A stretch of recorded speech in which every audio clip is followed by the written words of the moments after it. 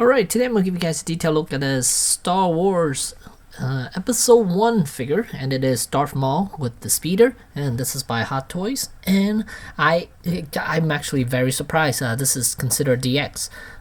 So yeah, that's the box. And once you remove the outer sleeve, this is what you'll see inside. Basically a picture of Darth Maul, and like all DX boxes, you open up the flap, and and here there's a little bio of some sort, and then here on this side you will see some sort of a metal card, has the name Darth Maul on it. And then once you lift this piece up, you'll see the second head, and the figure will be housed here. And then inside there's the cloak right there, and then underneath the speeder will be housed inside here, along with all the accessories. And here's a closer look at some of the accessories. We have the head, the second head. This is actually the head that the figure would be attached to when you first get out of the box. That's the head that it comes with. Then the secondary head is the angry one, which I'll show in a sec. Then here are all the hands, then the lightsaber, the binoculars, and then he comes with two light up arms, one with the cut off saber and one with the long saber, which I have the figure's holding right now, and I'll show that in a sec. Then there it is, and you saw the head, and there's the cloak. And here's the figure along with the speeder and the droid. And there's the base right there, and it comes with two translucent saber blades. There's the nameplate Darth Maul, and here he has the light up hand with the long saber, and there's the angry head. Really cool. And here's a look at the droid with the antenna, and it has a translucent rod and a circular base. Arm at it. Here's the head. It does have moving eyes, so that's cool. It does give you a tool so you could readjust those eyes, and they move independently from each other. So let's get a closer look at the angry Maul head sculpt. It's got open mouth, and he too has movable eyes. And there's the outfit. Really nice. It's all black, and then the skirt does have wire running through it, so you can manipulate that however you want. Give it a more of an action type of style, if you so choose to. And here's a look at the speeder. You see there are foot pedals here. Rotate.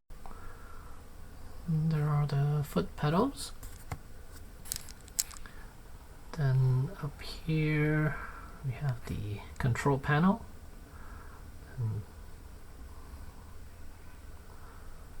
and the what do you call those? And the handlebars, they do move up and down. And over here on the back section, this is the cover panel, and once you remove that, this is where the batteries are housed, and there's a switch here. Once you turn that on, the back of the vehicle lights up. These four lights, and also the front lights up. And that's it. Kind of simple as far as the light up features, but I guess that's how they did it in the film. So, I mean that's how it is. So you can't do anything about it. Turn that off. Okay, so here's Darth Maul with the lightsaber attached, the blades. You can see super wide One thing I don't like is how forward he's holding the lightsaber. Now this is the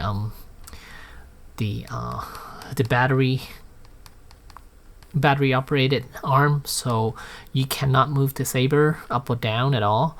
So it would have been nice if his arm was a little further down, so it would be easier for his other hand to grip this saber. So he'll be able to hold it with both hands, because right now it is meant for one hand only. I guess it's for that first initial scene where he saw him and then he was holding the saber like that. And I guess that's what this arm is for, pretty much.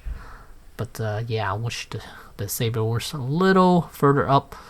His arm should be around right here. Would have been good. But yeah, that's what we got. And I switch out the gauntlet. They give you a different gauntlet. This one has an opening, so once you attach the arm, you'll still be able to attach this gauntlet back on, because otherwise it'll be impossible for him to wear the glove with the arm and all that and slip that back on. And here's what Maul looks like with the light up saber. And let me see if I can darken up this a little bit so you guys can see. And here you go. You see, lights up, lights up. But it doesn't light up all the way, like this section right here, or this section over here is kind of not really bright. But this section is really, really bright. So yeah, that's kind of cool. Alright, so as far as articulation, I'm not even gonna go over it. I mean, it's your average Hot Toys body. One thing I do like is that the head is magnetized, so the neck joint, you can move it however way you want. And base of the neck, there's another ball joint here, so that's nice. So it gives you a lot of room for looking. So you can see, you can look all the way up like that, and all the way down like that. Now these horns are extremely pointy, and when you're messing with it, definitely be careful, because you don't want these to break. And with the cloak that he has on, it doesn't work really well with this head, because the hood doesn't stay on too well. It doesn't lay down well enough, which I'll show in a second. But as far as everything else, you see every which way. I mean, there's a butterfly joint right there, so full range of motion. So yeah, there's no impeding articulation at all. He's very maneuverable. The skirt here, like I said, it's got wire running through it, and the ankle joint is it's kind of cool. Let's see, they added this. I mean, it's gonna be hard to see, but let's see if I could show you guys. You can see this piece here. It's the foot section, the bottom section. It's actually attached to this shin guard section. So it does limit range of motion a little bit, but it still has a little bit of give. So you can move his ankle a little bit for ankle tilt, and does go forward, yes, back not so much, because the strip here, it's hindering a little bit of the articulation. But overall, it's still a very, very poseable figure, and very impressive figure nonetheless. And let me see if I could show you guys the head a little bit more. Here's the head. Really good looking Darth Maul head. Love those teeth. Look at that. Really dirty. And you can see the tongue clearly. And those eyes, really good. Head sculpt is really, really nice. And then underneath here, you can see the two ball joints. Those are the eyes, and they do give you a tool, which I don't have at the moment. Just basically push that in there, and then you could move those eyes around. And I was using my finger to move the eyes, and then one of the eyes popped right out of the socket. So So you can easily pop that back on, but just be careful, don't lose that piece, because otherwise he will be a Cyclops. So yeah, but yeah, right now he looks really, really good. Let's check out the other head as well. Where's the other head? And ouch, here's the other head right there.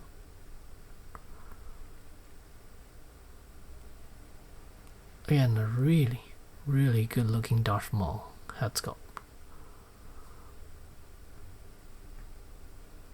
Hot Toys did a fantastic job with this. Really nice. Initially, I wasn't gonna get this because I already have the sideshow version, but after seeing the promotional photos and all that stuff, I mean, it's something that I must have in my collection, which I guess I'll have to sell my sideshow 1/6 version with the Darth Maul. All right, might be a little dark for you guys to make out, but here's the rope that he has on. It is very, very pretty. Look at the back. It has all these folds and all that stuff. I mean, it looks absolutely gorgeous. The fact that they could create something like this is absolutely amazing. That Hot Toys could create something like that. But I think eventually these things will be messed up due to the stuff he has on. Yeah, if you want him sitting on the bike, that might ruin these folds here. I'm not sure, but so there. And if I put the head on right there, and then this is what I was talking about. Let's see if I can zoom out a little more. Push him back a little bit. So, if you have the hood up, you will notice that it doesn't stay on too well. It does. I mean, here, with looking at it straight, he looks fine. Yeah, I think he looks fine like that. But if you put him on the bike and you try to turn his head, see how this section. Let me raise this up a little bit. God, stay. So you can see the top of the hood is raised up quite a bit, and it doesn't look that well. It would have been nice if it was flush a little further down, but it's not. So I mean, what can you do? I don't know. They should have made a head with not so spiky horns here, so you could lower the hood a little bit, because right now it's sticking so high up it doesn't even look natural. But I guess if let's see if I can manipulate it a little bit more. So if I tuck it back, you can see it's almost puncturing through the rope here, because those horns are so sharp. And yeah, you can see there's a lot of room up on top. It doesn't look nice at all. So usually I would just leave it down. Oh god, it's caught on the back. Okay, so usually I would leave the hood down like that if I want to display him with the rope on. But for the most part, I probably gonna leave the rope off. But yeah, this is an awesome figure. And here's the other arm, the other battery operated arm, and you can see he's holding half a saber right here. And then on the bottom, I think on the bottom they should show the crystal or something. No, actually they might not have to. Oh no,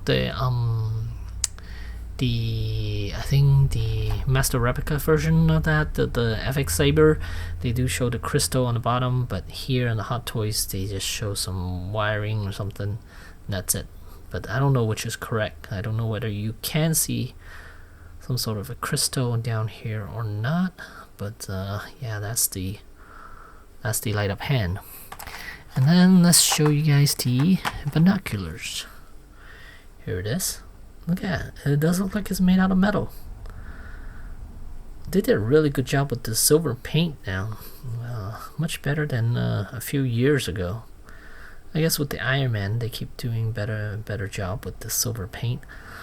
Here's the binoculars. You're supposed to look through these 2 holes right here. And then, yeah, there's the back. Kind of interesting.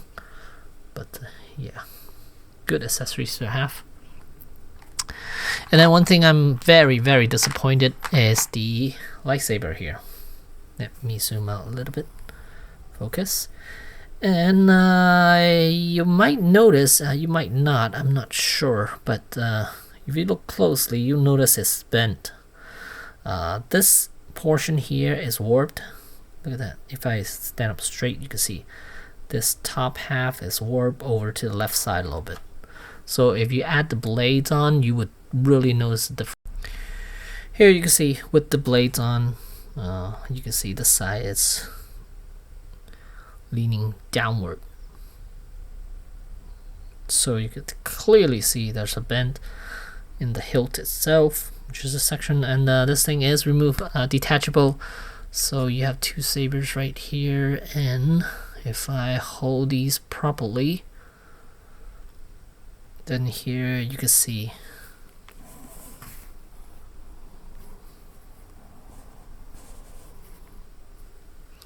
if I do it parallel, then you can see right there one of the sabers is bent, the hilt is bent.